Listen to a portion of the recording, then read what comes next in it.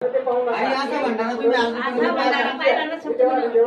आज बाजरीच्या भाकरीचा किंवा तिखट वरणाचा बाबांना भंडारा केलाय कसं आजपर्यंत भंडारा पाहिला का तुम्ही? बाबाची इच्छा होती की आज बाजरीच्या भाकरीचा आणि तिखट वरणाचा भंडारा व्हावा।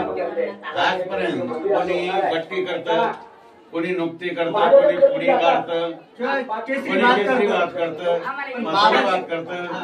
बाबाची अशी इच्छा होती की बाजरीच्या भाकरीचा आणि तिखट केवट्या वर्णाचा मस्त रसरशीत लोकांना खाऊ घालायचा आणि जे आश्रमामध्ये जे बांगडे लुंगडे जे दुखी आहे जे येले समजताना पोरं बाळ काही नाहीये त्यांची सेवा करायची आणि असे म्हणजे बरेचसे असे 7-8 जण येऊन सध्या बाबापाशी संभाळ करत आहे।